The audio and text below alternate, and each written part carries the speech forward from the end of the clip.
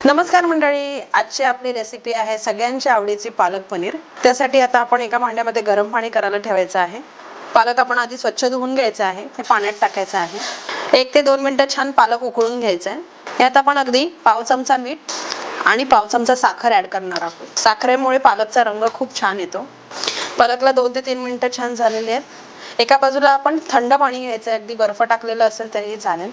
मसाला करण्यासाठी आपण 1 टोमॅटो, 4 ते 5 मिरच्या, लसूण आणि 1 कांदा घेतलेला आहे। त्याच्यामध्ये अर्धा आलं ऍड करायचं आहे। आपण आता याची छान पेस्ट करून घेऊ।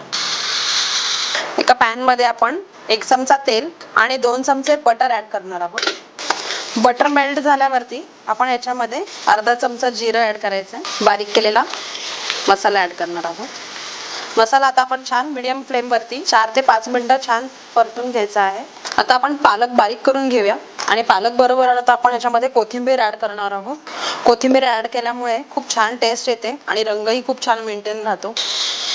मसाला छान परतलाय बघा, याला तेल सुटलेलं आहे। चवीनुसार मीठ ऍड करायचं, धना पावडर आणि अगदी थोडी अशी हळद। आता आपण याच्यामध्ये बारीक केलेली पेस्ट पालकची आपण टाकून घेऊया। बघा किती छान रंग आलाय। एकत्र करून घेऊया छान।